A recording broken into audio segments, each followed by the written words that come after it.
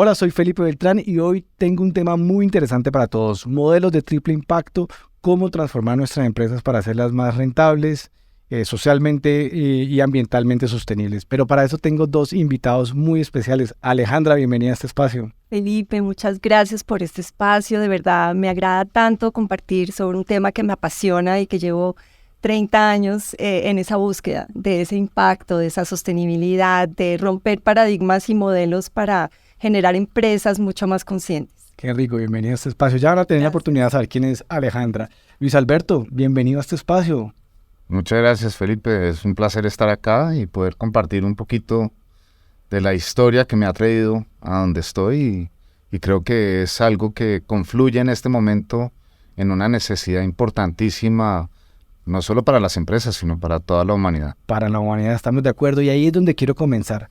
La historia. Cada uno de ustedes llega a este momento, a esta temática, pero además cada uno venía de mundos diferentes, con temas diferentes, incluso por los temas que estudiaron, por ahí estuve viendo un poco. ¿En qué momento fue que Alejandra llegó aquí? Cuéntanos un poco quién es Alejandra y por qué llegó a este espacio con tanto interés frente a este tema de las empresas conscientes y las empresas de triple impacto. Bueno, yo llegué a este tema en parte por Luis y estamos hablando hace más de 25 años que nos conocemos. Yo estaba un poco en una crisis porque yo estudié finanzas y alcancé a estar 6 años en el mundo financiero, aprendiendo a invertir, haciendo estos procesos de debida diligencia y trabajando tanto en Bogotá como en Nueva York, en el mundo puro y duro de la valoración y las finanzas y las empresas tradicionales. Y siempre me sentí como que algo no encajaba, ¿no? Cuestionaba el modelo, quería algo un poco más holístico, se empieza a despertar en mí una conciencia que tiene que haber algo más a las empresas y al mundo tradicional, y ahí conecto con Luis, quien estábamos en una fundación Cosmología, que era una fundación educativa donde estuvimos un tiempo trabajando, y fue en esas charlas del trabajo donde ambos coincidimos en un deseo de viajar por Sudamérica. Entonces, para mí era un cambio radical en la vida, salir pues, de las oficinas y del mundo urbano en el cual había crecido, a meterme 9 meses manejando desde Bogotá hasta la Patagonia, yendo a visitar más de 30 parques nacionales y áreas protegidas donde estuvimos meses metidos en la naturaleza, antes de redes, antes de formas fáciles de comunicarnos con nuestras familias. Fue realmente una decisión bien revolucionaria en ese momento y para mí hubo un antes y un después. En esos 9 meses aprendí a conectar con la naturaleza y también con una sensación de lo humano, o sea, de las comunidades también indígenas, de los distintos saberes que empecé como a tejer. Y después de ese viaje me hice una decisión de cambio de vida, de salirme de ese mundo financiero y dedicarme pues al mundo ambiental, en el cual estuve trabajando 15 años en distintos cargos y también paralelamente creando empresas de familia y demás y apoyando temas empresariales, pero siempre desde ese naciente, como hace 15 años, voz de lo ambiental, lo social y lo que hoy en día se llama triple impacto. Pero fue una transformación interesante, pero nunca te alejaste finalmente del tema financiero, porque tengo entendido además que has seguido metida en el mundo financiero como inversionista. Tengo entendido que fuiste jurado en el Shark Tank, creo que en 2 ocasiones, en 2 temporadas. Sigues invirtiendo en gente, pero creo que cambió fue la forma en que evalúas y entiendes y lees las empresas. Ya no es un tema solamente financiero. Exacto, eso es lo bonito, que todo esto hace como un círculo completo de salirme de ese mundo de la inversión para perseguir otro tipo de formas, otro tipo de empresas, traer propósito, enfocarme desde otros lugares y en un tema también de desarrollo personal de liderazgo, donde ya ahora entonces vuelvo al mundo financiero a invertir, pero realmente desde esa mirada más holística, más regenerativa. Y creo que Luis sabe mucho de este tema, que es regenerativo y que es realmente sostenible, porque igual estamos en un proceso, pero fue algo muy bonito que ahora es poder volver al mundo de la inversión con una propuesta de valor que es rentable y también tiene una mirada de triple impacto y más holística hacia la inversión. Además, con un tema espectacular que me ha parecido y dándole un lugar a las mujeres impresionantemente bello de empoderamiento, que ya hablamos de eso, porque además les quiero contar que es escritor y ya nos va a hablar un poquito también del tema. Pero yo sí quiero preguntarle a Luis, Luis, contame cómo fue ese momento en que esta mujer decidió irse a viajar con vos, porque vos ya venías montado en este tema y te llega esta mujer financiera, me imagino muy cuadriculada, que no sabía ni moverse en esas selvas y en esos bosques, en esas reservas. ¿Cómo fue esa experiencia y por qué estabas? Que contame un poquito de tu historia. Bueno, yo vengo como de una historia y digo, a mí me preguntan, ¿y usted qué es? Y yo digo, yo soy un confundido. Y digo confundido porque soy un confundido alegre. Okay. Y si remonto hoy en día, pensando en la historia, pues creo que todos los generalistas que fueron grandes naturalistas, grandes inventores, eran confundidos. Porque parte de lo que ha pasado en el mundo en los últimos 150 años es que todo ha ido a especializar a todos los individuos y a crear una separación entre todas las áreas de conocimiento. Y en mi caso, pues yo estudié ingeniería, hice una maestría en arte, en bellas artes, pero siempre estuve alineado con los temas de naturaleza, de aventura y en otro campo. Y nunca sentí que estaba bien ni mal en ninguna de las áreas, porque en últimas yo sí veía conexiones profundas entre todas. Entonces soy confundido porque en últimas me alineé en un tema ambiental más por una preocupación profunda. En los 90s empieza realmente a verse el impacto de la capa de ozono, del debilitamiento de la capa de ozono, empieza a hablarse de cambio climático de forma seria, empieza a hablarse de pérdida de biodiversidad de forma seria. Está la conferencia de Río de Janeiro del 92, entonces ya internacionalmente se crea todo un movimiento donde se expresa la preocupación por unas tendencias que estaban ocurriendo en el planeta. Y curiosamente hoy en día esas tendencias ya son dramáticas, pero llevamos más de 30 años sabiendo de todo esto. Y actualizando hace más de 30 años. Claro, entonces en ese momento yo me alineo y digo, bueno, no importa qué estudié, voy a trabajar en torno al tema ambiental en un país que es además súper privilegiado y rico, que es Colombia, y entro a trabajar con el gobierno. Yo trabajaba con Planeación Nacional, estuve trabajando también con los Andes y con la iniciativa del programa de biodiversidad que surge de la conferencia de Río. Entonces trabajé con indígenas en el Amazonas, en muchos sitios, pero de Planeación Nacional tuve la fortuna de ser parte del equipo que ayudó a conformar y a crear la ley del Ministerio de Medio Ambiente.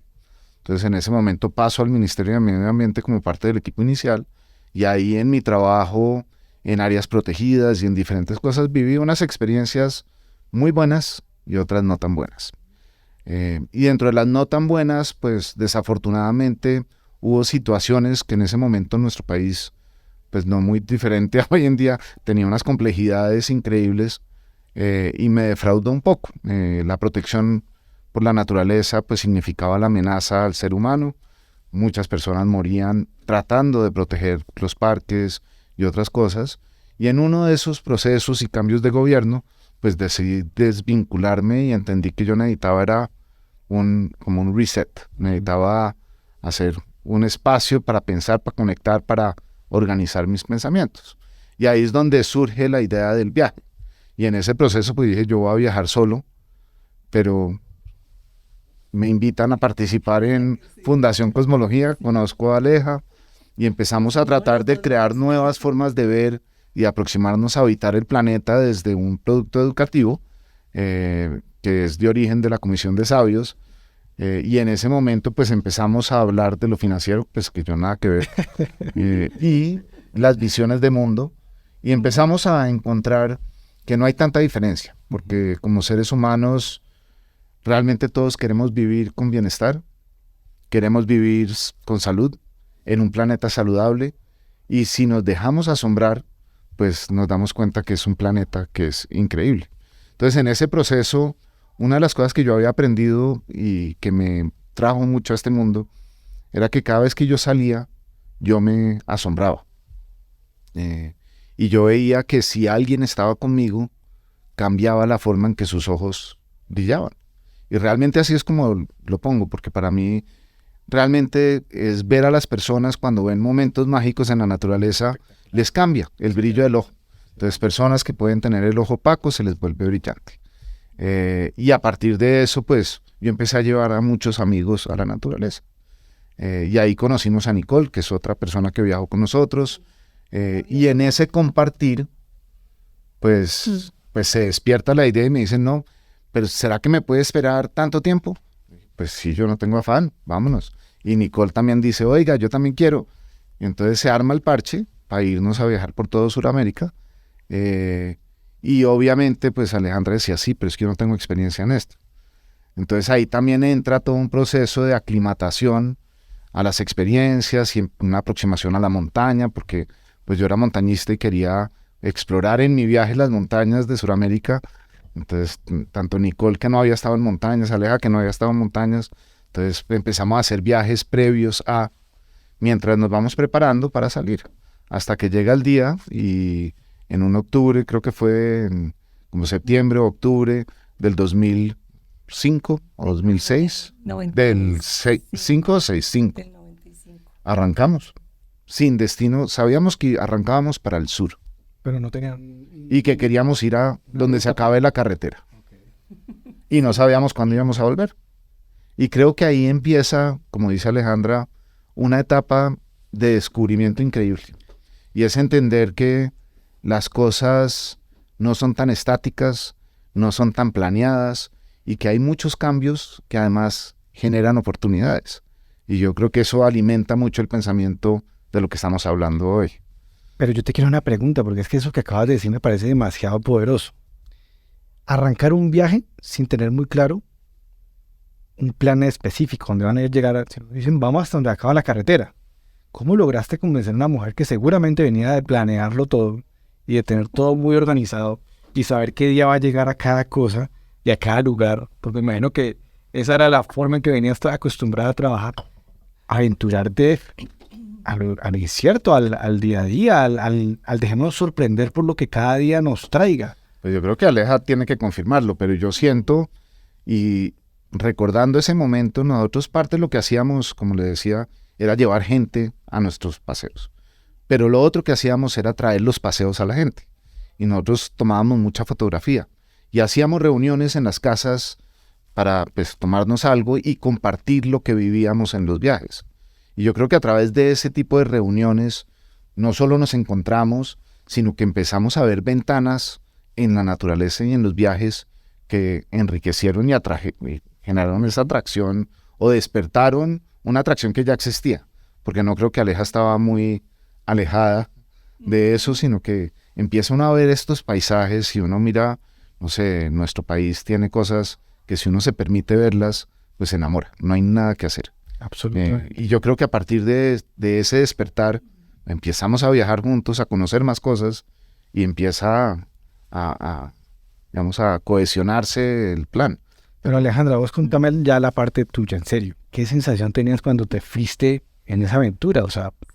Pues fue algo que incluso empezó antes, porque justamente me salió un trabajo con el Banco Mundial y FEDesarrollo, que era en la misión de estudio de mercados de capitales. Entonces, donde estaba yo participando en uno de los primeros, digamos, investigaciones sobre el mercado de capitales de Colombia, y yo estaba como muy en ese mundo, absolutamente metida, y cuando le dije a Luis, esperemos un par de meses a que yo pueda tener esta experiencia, pero paralelamente él me mostró unos videos de escaladores que se agarraban de las uñas de esas peñascos de 2.000 metros de altura en el Capitán, en Yosemite, y se me empezaron a abrir los ojos y, como dice Luis, algo en mi ser reconoció eso y dije, no, yo necesito eso. Y Luis dijo, ¿por qué no aprovechas y tomas clases de escalada? Sí. Entonces ahí yo empecé a aprender a escalar, que era algo absolutamente radical para mí, nuevo totalmente, estar metida todo el fin de semana ahí aprendiendo a colgarme de una cuerda y aprender temas de seguridad, y aprovechamos ese tiempo que yo estaba y yo sentía que estaba en dos mundos. Estaba en el mundo de las finanzas con Banco Mundial, Ministerio de Hacienda, presentando este informe, y los fines de semana yéndome a escalar. Ahí ya empezó como creo, ese despertar en mí y esa comunión con la naturaleza. que sentía que estaba ahí muy latente, pero sí Luis fue el que me llevó allá y yo ya empecé y me metí de lleno y me volví la más, digamos, amante de esas experiencias. Ya como tal, yo, aunque era muy estructurada en mi trabajo, también era muy aventurera y como muy espontánea, y para mí también era como una especie de liberación a nivel personal, de salirme del guión de lo que era el éxito en la vida, que eso ha sido una temática en mi vida también, de momentos donde siento que estoy demasiado encajada dentro de un rol o unas obligaciones y siento que empiezo a perder esa pasión y ese deseo de hacer las cosas y conectar y tener un propósito. Entonces, toda mi vida ha sido de eso, como estar en espacios como muy estructurados y yo poder romper y salirme de ahí para, como decía Luis, tomar esos 9 meses para mi propia, digamos, introspección, porque eran meses, días, donde manejábamos todo el día y estábamos cada uno en sus pensamientos, cada uno haciendo su proceso personal. Y luego compartíamos en las caminatas y fue para mí espectacular. Además, salirte de un mundo en donde gran parte del trabajo en evaluación de proyectos es ver cómo puedo disminuir el riesgo de perder, a meterte en una aventura de estar en montañas donde estás permanentemente en el riesgo de perder mucho más que plata, perder hasta la vida, aventurarte a un plan donde no tengo todo detallado, sino meterte en este mundo de la incertidumbre. Y ahí es donde quiero conectar todo esto con el tema empresarial. Cuando estamos en el mundo empresarial, todos nosotros los empresarios estamos pensando cómo a partir del ejercicio que hacemos de planear, podemos definir ese futuro, construir ese futuro que queremos y cómo también reducimos el riesgo de perder en ese ejercicio. Hoy, ¿qué sientes tú después de esa transformación de quererlo tener todo controlado y seguro, a haberte metido en un mundo cada vez más incierto, que además en este momento empieza a tener una relevancia enorme en la discusión entre los empresarios? ¿Qué pasó allí en ese momento? Sí, yo viví muchos años como sin entender el porqué de mi desazón, como de entender el paradigma actual. Y aquí creo que tenemos una conversación muy enriquecedora porque ¿cuál es ese sistema al cual se refiere Luis? Del cual venimos hace 2000 años creando como ese sistema muy centralizado, jerárquico en el poder, que imprime unos estilos de liderazgo muy asertivos, muy dominantes, donde se concentra el poder y por lo tanto la toma de decisiones, donde no hay consulta con las personas, donde no hay una mirada como inclusiva y muy orientado a un solo objetivo, que son las empresas, que son la utilidad, ¿sí? Incluso, pues, cómo se generó toda la teoría económica detrás de las empresas y luego cómo se generan las empresas desde las universidades como Chicago, como Wharton, donde empiezan a poner las reglas de juego. Y esas reglas de juegos vienen muy de esa mirada totalmente unidimensional. Cuando yo estuve en ese mundo siempre sentía como, no, es que no me hallo acá, pero no sabía articular bien por qué. ¿Qué le faltaba? ¿Qué le faltaba? Y fue todo lo que encontré en la naturaleza y en la conexión humana con las personas. Y yo decía, ¿cómo puedo unir esos mundos? ¿Cómo puedo ser como un puente y una forma de mostrar a las empresas y como cambiar esos paradigmas, cambiar ese sistema? Entonces, finalmente creo que encontré ese propósito después de también hacer un proceso de transformación personal hace unos años, donde también cambié mi vida por completo. Estaba justamente en la cúspide de mi carrera como jefe de asuntos internacionales en el Ministerio de Ambiente, con todo lo que yo había trabajado por tantos años en lograr. Y ahí también tuve un momento de la verdad y dije, yo acá tampoco no me siento bien, no me siento plena. ¿Y por qué? Porque yo había aprendido también, yo era parte de ese sistema, había aprendido esos modelos de liderazgo excesivamente. Además, ¿no? Exacto. Exacto. Si hablamos de energías que todos tenemos, energías arquetípicas femeninas y masculinas, todos somos una mezcla, tanto hombres como mujeres, creo que, y en el sistema se ha privilegiado esa energía masculina, la energía directiva, la energía asertiva, la energía competitiva y ambiciosa. y sobre eso están creadas las reglas de juego de las empresas. ¿Qué pasa? Que a nivel personal, así como es adentro es afuera, lo que yo viví a nivel personal, también siento que lo puedo también extrapolar a las empresas. Yo sentí un desequilibrio a nivel personal en mi propio liderazgo, estaba muy en ese modelo masculino y me tomó un tema de salud y una crisis personal para realmente darme cuenta que tenía que, empezó a emerger esta otra mirada, que fue una conexión con mi cuerpo, con mi poder de sanación, con mi ciclicidad, con mi energía femenina, con la parte intuitiva de mi energía, con la parte creativa de mi energía y la parte como inclusiva. La mirada femenina que todos tenemos y que es como lo que creo que Luis ya lo traía y él fue el que me enseñó un poco cómo mirar sistémicamente, cómo todos estamos relacionados entre nosotros, cómo podemos ser colaborativos e inclusivos y cómo desde ahí y también con una conexión muy profunda al corazón. La energía femenina está conectada con la empatía, con el corazón y con el ser, mientras la energía masculina está muy en el hacer. Entonces, cuando aprendí a integrar y realmente me sané gracias a esta energía, empecé a traerla más integrada también a todo lo que hago. Y creo que ahí es donde empieza lo que hoy en día a veces algunos llaman el liderazgo consciente. ¿Qué es un liderazgo? Que creo que justamente ¿qué está haciendo? Está equilibrando la energía masculina y la femenina, está potenciando el propósito, está potenciando el para qué de las empresas y nos ayuda a mirar más allá de una mirada unidimensional de flujo de caja y corte costos, porque si estamos en esa mirada nos metemos a tomar decisiones que son más para, digamos, sobrevivir o cortar costos y ya, versus una mirada más, una empresa centrada en propósito, que se piensa más en el largo plazo, que se piensa más en relación con su entorno, en relación con sus stakeholders, y ahí se genera un tipo de empresa y un tipo de proyecto mucho más, digamos, sostenible en el largo plazo. Además, porque esa mirada sistémica te permite a veces ver dónde se está generando el conflicto, porque a veces el efecto se ve en los números, pero la comprensión puede estar en otro área que tú no puedes ver cuando lo ves solamente de una manera unidireccional.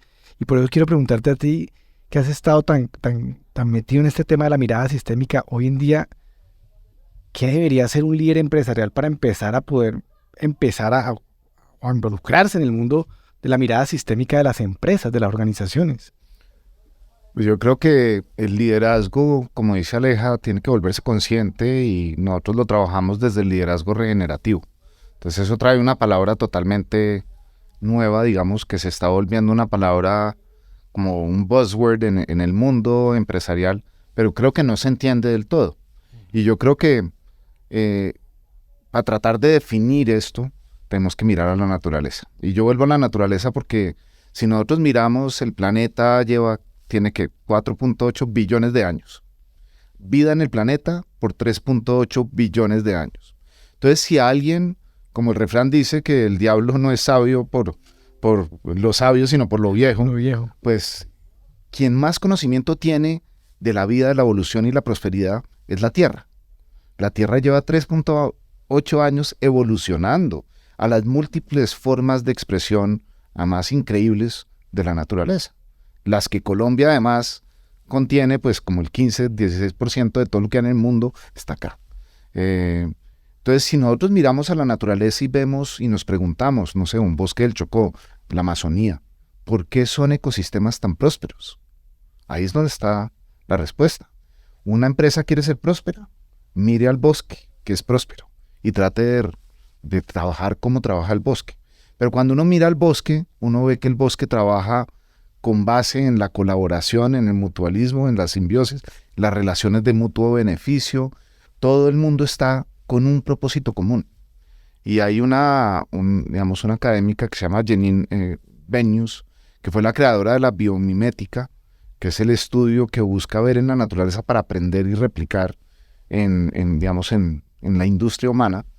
Y ella pues lo resumió muy bonito. Dijo, si uno mira la naturaleza tiene el único propósito de crear condiciones para que la vida prospere. Ese es el propósito. Y todo lo que está en el mundo, en todos los organismos, microorganismos, todo lo que hay, está en ese propósito. Y los ecosistemas que prosperan son los que logran sincronizar ese propósito. Y ahí hay algo muy interesante, y es que un bosque como el Chocó es uno de los bosques más biodiversos del mundo. La diversidad es gigante. Nosotros en los sistemas humanos, que son unidimensionales, tratamos de unificar todo. Y tratamos de sacar lo que es diferente. Y todo es a unificar el conocimiento, unificar las prácticas, unificar todo. Pero así no es que funciona la prosperidad. La prosperidad realmente funciona si miramos la naturaleza desde entender la diversidad como la real oportunidad de innovación. Porque en la diversidad la naturaleza encuentra todas las soluciones al combinar millones de formas para crear nuevas formas. Entonces yo creo que al mirar la naturaleza podemos ver que hay un liderazgo que el hombre puede asumir, primero que todo, alineándose al propósito. Entonces el ser humano, si entiende que debe crear condiciones para que la vida prospere, pues empezamos. ¿Y qué significa eso? Si la vida va a prosperar, pues tenemos que empezar desde lo que genera salud en los sistemas. Entonces un ecosistema no es saludable solo porque tiene árboles y tiene insectos sino es cómo se relacionan todos los elementos de ese sistema, y eso se aplica a todos los sistemas. Entonces realmente la ciencia de el enfoque sistémico tiene que ver no con mirar los componentes del sistema tanto como mirar las interacciones y las relaciones del sistema. Entonces yo llamo eso lo invisible. Entonces acá el líder regenerativo, el líder consciente, es un líder que aprende a mirar más allá de lo que se ve y empieza a mirar lo que no se ve. Entonces es una persona que se empieza a enfocar a cuáles son las interacciones entre las personas, las interacciones de la persona consigo mismo y las interacciones de la persona con la naturaleza. Entonces en esa triple relación está en últimas el secreto, porque si el líder es consciente de cómo está inspirando y guiando, pero también de cómo se inspira y guía, porque pues en esto el líder no es un líder único directivo de voz unificada, sino el liderazgo se vuelve un coliderazgo, se vuelve colaborativo. Quiere decir que todos asumimos liderazgos y la diversidad de todos nuestros liderazgos enriquece el liderazgo del otro. Entonces empezamos a crear una conciencia muy diferente de un liderazgo que realmente se llena de corresponsabilidad, de propósito, y genera unas herramientas de innovación que tienen, digamos, exponenciales, porque realmente no hay límites, porque nadie está acumulando, nadie está protegiendo, sino todos estamos colaborando con un propósito común.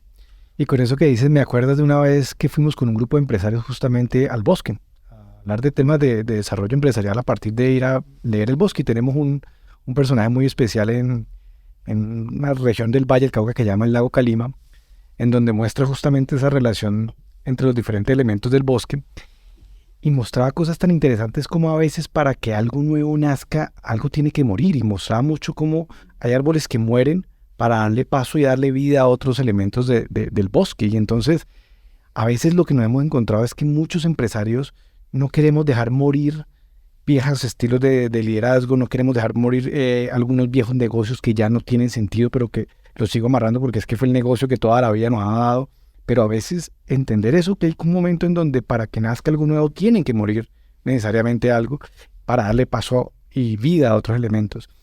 Y en ese camino quiero preguntarles, de unos años para acá el tema de las empresas de triple impacto empieza a tener un nombre, empieza a aparecer. Ya hablamos de que en Colombia tenemos una ley de empresas BIC, tenemos el sistema B, que tú haces parte también de la junta directiva del sistema B.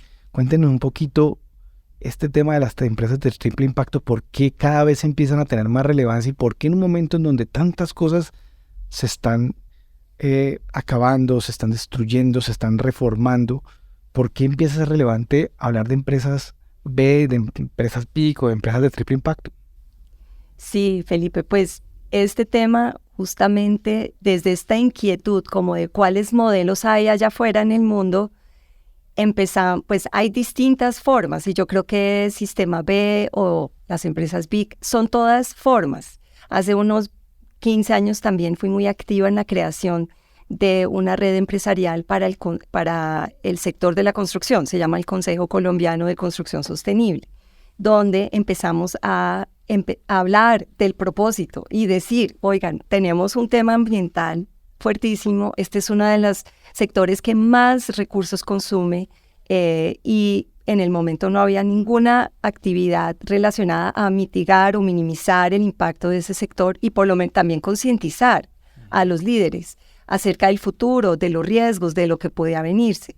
Y desde ahí pues ha habido es como el triple impacto se empieza a hablar desde hace unos 15, 20 años, donde se empieza a incorporar a el triple impacto para los que no conocen es realmente mirar, y esto lo trajo John Elkington, que es un teorista, es un economista, fue el pionero de la economía verde, y él se imaginaba un triángulo.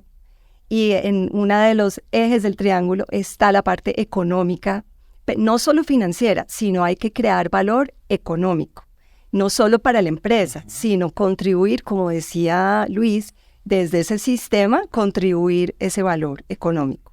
También tenía que, en el segundo eje, está el valor social.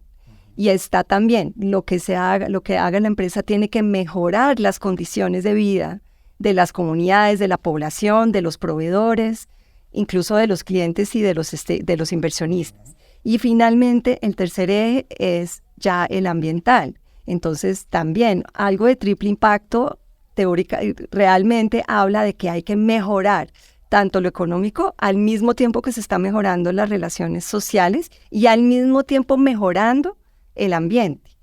¿Y cuántas empresas realmente existen? Diría más del 90% que realmente son del modelo más extractivo, donde se prioriza lo económico y lo financiero.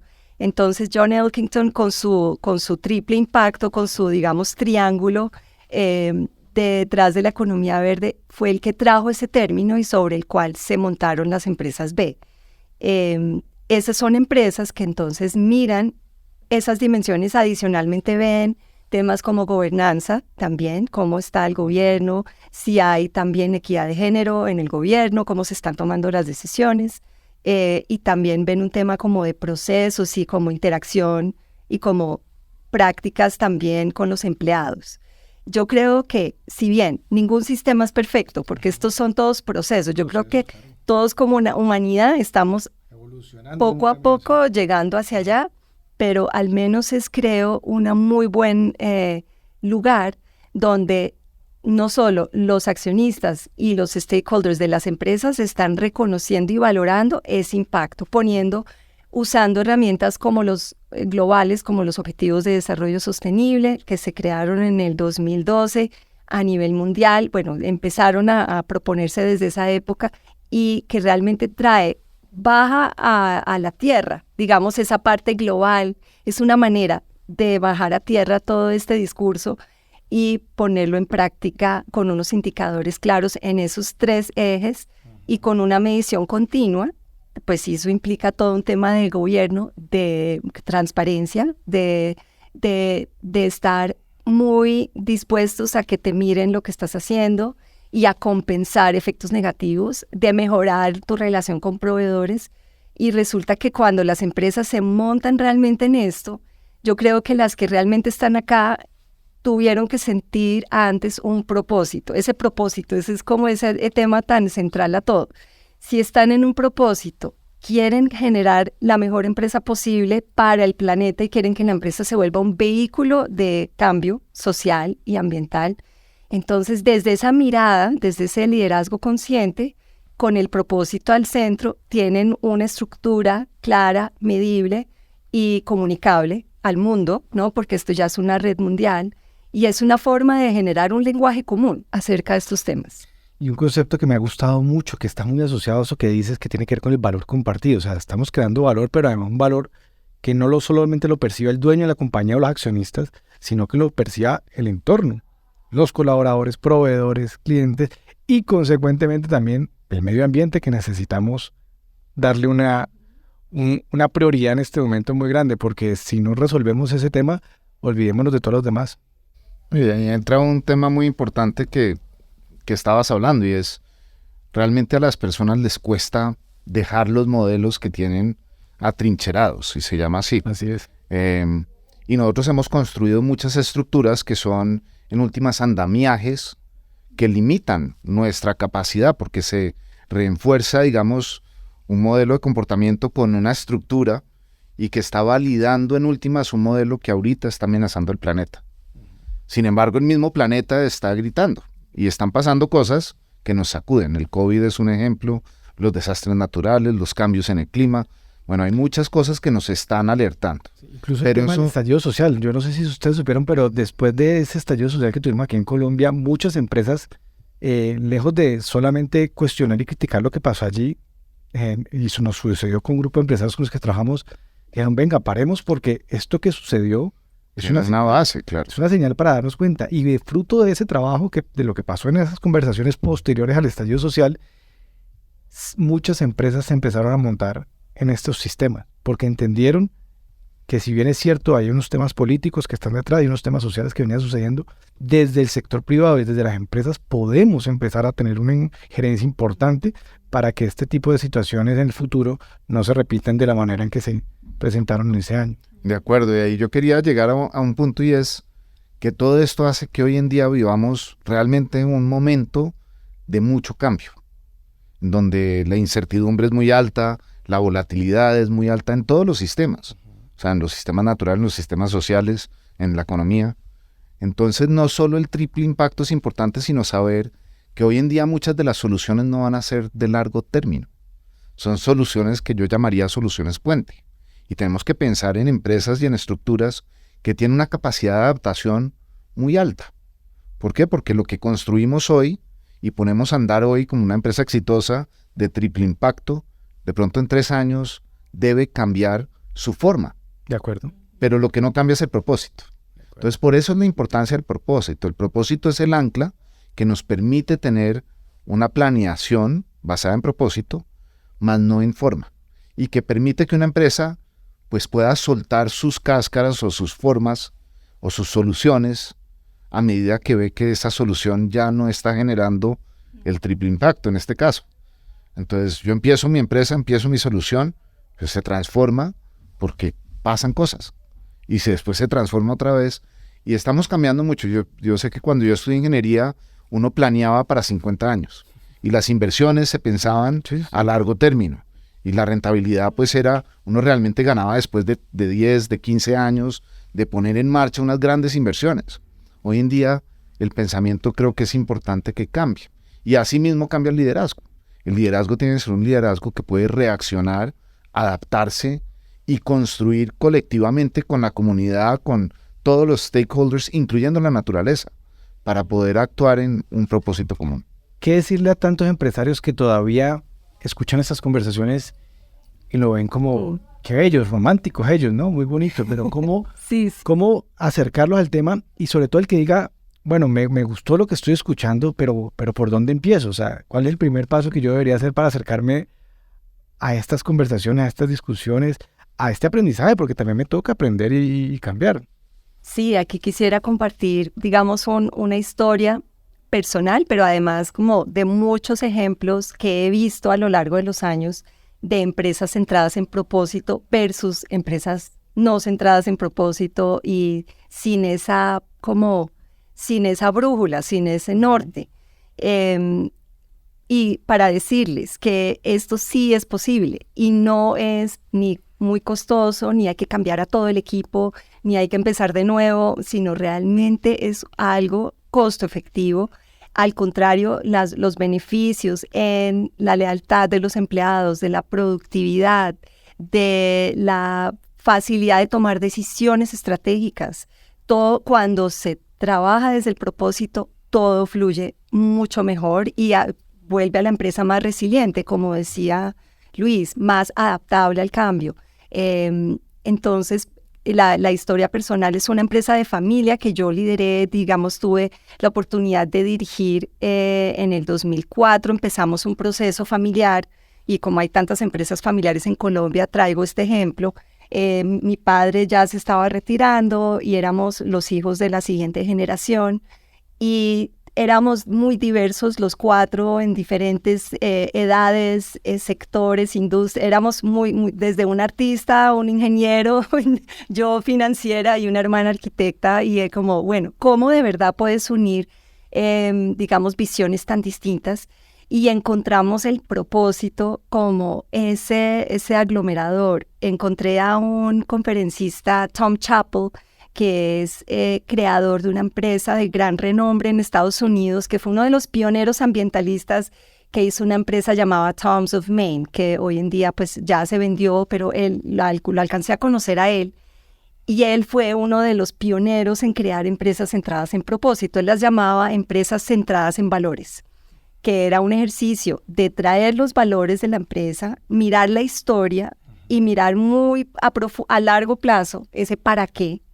Y con base, lo trajimos a Bogotá. Él nunca había estado al sur de Miami en su vida, estuvo con nosotros una semana completa, sentados a pensar cuáles son esos valores, y bajamos como a tierra la historia, la mirada amplia, una visión a largo plazo. Trajimos a los miembros de junta también, al equipo, y fue realmente algo muy colaborativo, del cual salieron nuestras afirmaciones, nuestro propósito. Y eso fue en el 2005. Y hoy en día, más de casi 20 años después, esta empresa, que es Contempo, que es una empresa pionera en construcción sostenible, que ha sido realmente creadora de unos proyectos muy insignia en temas de sostenibilidad, nació desde ese momento. Entonces, creo que cuando uno mira hacia atrás, hacer el ejercicio de verdad como real, no como algo por allá marginal, ni a poner la visión en una pared que nadie ve. Si la empresa de verdad trae esto, lo puede aterrizar, lo vuelve unas afirmaciones y un plan estratégico claro, y que use el propósito y los valores para guiar esa mirada estratégica, esas decisiones, temas de alianzas, con quién me debo aliar. Para nosotros hubo momentos difíciles, con quién nos estamos aliando. Habían empresas que la verdad no sentíamos que... No, pero cuando pones los valores al centro vas a tomar mejores decisiones. Y a largo plazo les cuento que esta empresa ya hemos estado recogiendo los frutos de proyectos de inmobiliarios sostenibles que ya están dando sus frutos después de muchos años, y que yo creo que posicionaron muy bien a Contempo, incluso a nivel de inversión y financieros, por haber nacido desde esta coherencia, de esa propuesta de valor, porque creo que gran parte del éxito de una empresa es su propuesta de valor. Entonces, si la propuesta de valor está más como reactiva a la demanda, a este cliente, al otro, pero si no se hace desde esa mirada consciente, va a sufrir mucho más, se va a volver mucho más volátil. De pronto mencionar que me corriges si piensas diferente, pero yo creo que ese propósito, hay un gran reto, digamos, o es como una trampa. Muchas veces buscamos generar propósitos de empresas basados en el producto, basados en ese pensamiento de rentabilidad.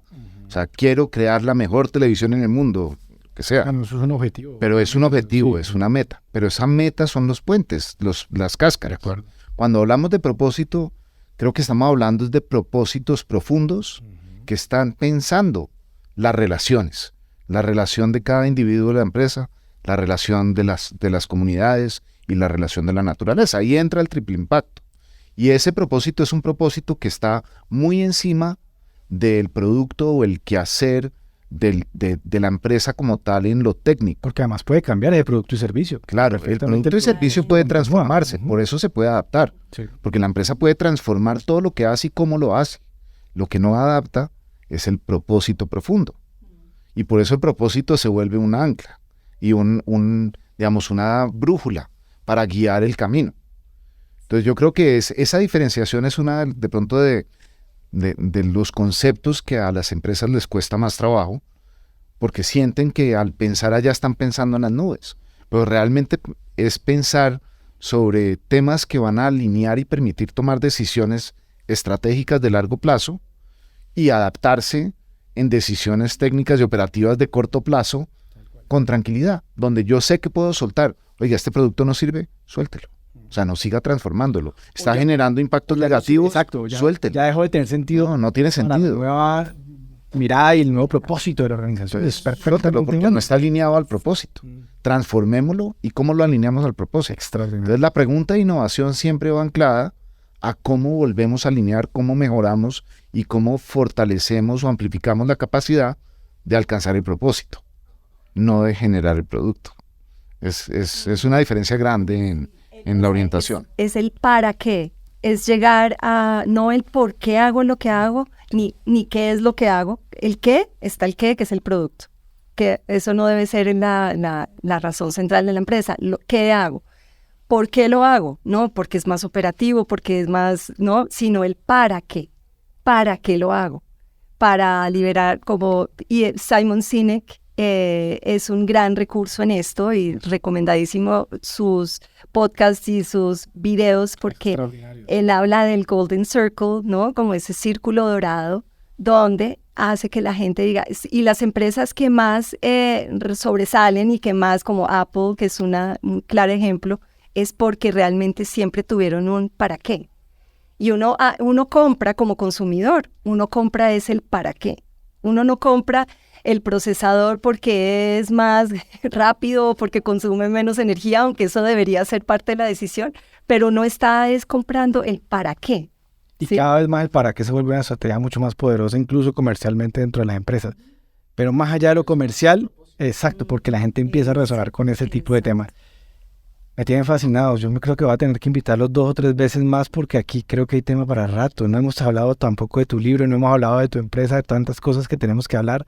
Pero sí creo que es importante, antes de cerrar, hablar de un elemento muy importante, y es que hoy en día hemos venido hablando de estos entornos cambiantes, y hoy en día a veces en los escenarios donde me encuentro con otros empresarios, hay empresarios que los veo muy propositivos frente a estos cambios, pero también veo un escenario de personas que están angustiadas, que están asustadas, que están preocupadas acerca de cómo liderar estas organizaciones. Si ustedes pudieran dar un consejo hoy a estos líderes, hombres y mujeres de las organizaciones que están siendo parte fundamental de la estructura social de un país. Es que yo estoy convencido que los empresarios somos agentes de transformación social y podemos llegar a tener un impacto muy positivo sobre la realidad de una nación. Y por eso hay que cuidarlos. ¿Qué podemos decirle hoy a estos empresarios que todavía a veces incluso se sienten muy solos en este camino de liderar empresas? Pues por un lado creo, porque es algo que yo he visto últimamente, he estado investigando mucho, es como esa salud mental de los emprendedores y también muy enfocado a mujeres, que será otro tema que hablaremos, pero cómo de verdad, cómo el emprendedor está viviendo este mundo.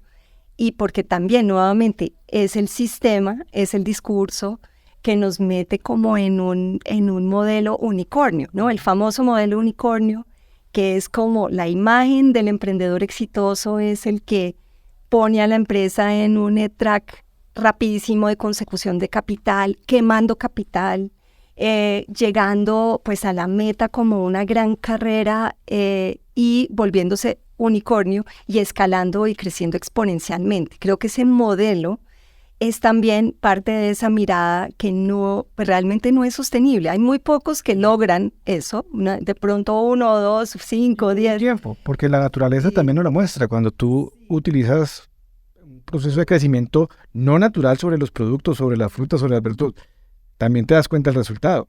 Sí, me parece muy valioso lo que dijiste ahorita. Esos crecimientos exponenciales se ha vuelto una tendencia incluso en donde el éxito pareciera que logré levantar capital muy rápido, pero ¿cuántos lograron realmente, primero, devolver el capital? Total. Y segundo, hacer que ese capital se genere en bienestar al entorno. Sí. Y todavía creo que ahí tenemos un reto grande. Sí, y se vuelve un paradigma como es como ponerse la llaga en el pie o lo que sea, porque es apenas tú recibes dinero a una valoración, ya estás diciendo que tu empresa vale esto, y entre más recibes, más se crece tú y se infla tu valoración. ¿Crees que vale? Y más difícil se vuelve generar más capital. Entonces te pone realmente en una aceleración absurda de la cual, incluso en un estudio publicado por Rockstar a principios de este año, hablaron de que el 90% de los startups están fallando, ¿no? Que es normal en este mundo de las startups que fallen y todo, que haya un alto porcentaje, pero que también hicieron unas preguntas acerca de esa salud mental de los emprendedores. Hubo incluso suicidios entre los founders del estudio, que esto fue a nivel América Latina.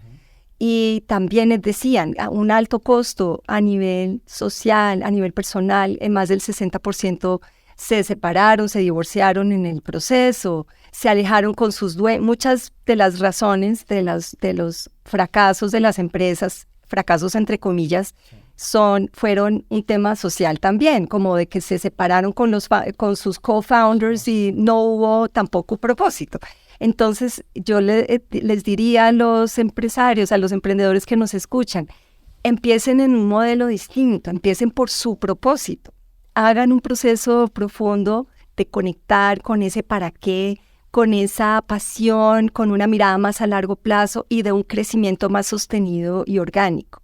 Y creo que ahí hay una oportunidad muy grande de enseñar nuevas herramientas muy claras, muy desde esa interacción, muy desde esa mirada más sistémica que se pueden enseñar para realmente crear empresas desde otro lugar, que sean empresas como llaman dragonas, o yo las llamo dragonas, pero también las han llamado cebras o camellos, y son realmente empresas que están miradas más a largo plazo.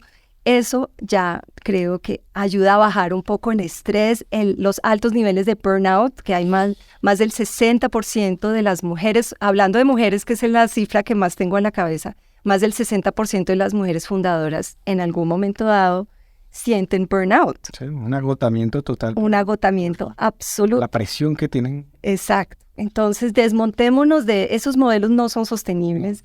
Creemos nuevos modelos de empresas y empezando desde el propósito, desde esa mirada personal y relacional, ese liderazgo consciente. Luis, ¿y sigues haciendo esos viajes? ¿Los tienes para empresarios? Hemos hecho, sí. Vamos a seguir haciendo. Sí, siempre. A mí me parece muy valioso eso. Siempre toca explorar, y yo creo que el concepto de la aventura es un concepto muy importante hoy en día, porque la aventura es emprender algo con un futuro, con un resultado incierto. O sea, estamos asumiendo que ya hay incertidumbre, y esa es la aventura en la que estamos en cualquier empresa hoy en día. Entonces yo creo que ahí tenemos que redefinir algunos temas. Entonces, ¿cómo definimos rentabilidad y éxito? Son dos temas importantísimos y se pueden alinear con la búsqueda de propósito. Porque si hablamos de rentabilidad y éxito, y acá estamos metiendo la salud del sistema natural que está alrededor nuestro, la salud de las comunidades, la salud y el bienestar individual y de mis empleados, pues tener una empresa exitosa puede ser muy diferente a una empresa que amasa fortunas, digamos. Y la verdad es que si lo miramos, las empresas que amasan fortunas hoy en día están poniendo en riesgo todo el planeta. Así es. Entonces también creo que en esa reformulación tiene que ver es con realmente balancear y hacer preguntas personales muy profundas de qué es lo que yo valoro, qué es lo importante para mí. Si yo como empresario valoro la familia, valoro las risas, valoro la comunidad, pues haga cosas en su empresa que le permitan disfrutar de eso. Y eso puede ser de pronto cambiar un poco los valores y cambiar el resultado. Pero en últimas, empecemos a transformar las empresas de un modelo al otro para generar bienestar, y un bienestar que sea integral a todos los que estamos, incluyendo al empresario. Además, Luis, te cuento una cosa, es un tema al que al final todos terminan llegando, más tarde que temprano, dándose cuenta que su carrera por la rentabilidad les hizo renunciar a lo verdaderamente valioso. Y son externalidades. Las externalidades de la economía son los ecosistemas degradados, el agua contaminada, el cambio climático. Pero también las externalidades de los negocios con una visión diferente es salud mental acabada, salud física acabada, familias destruidas. Son externalidades que realmente no son externas. Sí. Deben ser integralidades. Tal cual. Y ahí es donde está el triple impacto. Volvamos eso invisible, visible, y apropiémoslo en la decisión que tomamos al construir empresa y propósito. Pues por eso están ustedes hoy aquí. Queremos inspirar la mente de muchos líderes para que se empiecen a entusiasmar de estos temas, para que empiecen a acercar a estos temas, para que se empiecen a transformar. Por lo tanto, les agradezco infinitamente este espacio que nos han regalado, pero tengo que decirles que tienen que volver. No se me pueden ir sin hablar porque nos quedan muchos temas por hablar. Claro que sí. ¿Dónde te podemos seguir? ¿Tienes redes sociales, página web? Pues la página web nuestra es sopepa.org, es una fundación que busca reconectar a las personas con la tierra, con el objetivo de acelerar la transición hacia culturas sostenibles y regenerativas. En todas las redes sociales también como Pepa, yo como Lobo de las Nieves. Lobo de las Nieves. Lobo de las Nieves y bueno, ahí estamos firmes para todo. Y Aleja, no te me vas de aquí sin hablar rápidamente de Musa, de dónde buscarte, del programa tan hermoso que tienes como eres. Ay, bueno, gracias. Sí, mi página es www.musas.co.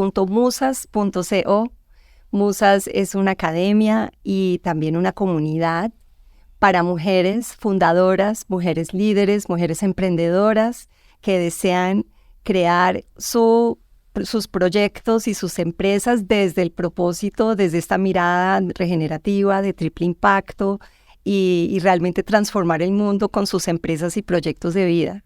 Entonces tenemos un curso ahorita súper bonito después de 6 años de mucha exploración, de muchos programas y retiros y cosas que, digamos, como mentora he generado. Ahorita hay un programa que se llama Musa Emprende, que justamente lleva a las fundadoras a un espacio para reconectar con ese propósito personal, luego conectar con el propósito superior de su empresa, proyecto, y luego cómo generarlo desde el triple impacto hasta la parte financiera, y terminan hasta con un pitch. Algunas de nuestras alumnas han terminado en Shark Tank, han recibido inversión, otras han consolidado su liderazgo de manera importante en empresas de movilidad eléctrica, de reciclaje, de economía circular. Entonces, la verdad, para mí es como un laboratorio viviente y una comunidad de aprendizaje en torno a estos temas. Pues sé que vamos a hacer muchas cosas juntos porque soy un hincha número 1. Creo que te promuevo permanentemente porque me parece absolutamente maravilloso la labor. Luis, un gusto conocer de verdad. Y bueno, a todos ustedes de verdad, se viene un momento muy interesante, muy oportuno para todos nosotros. Yo creo que los tiempos de cambio son tiempos de oportunidades.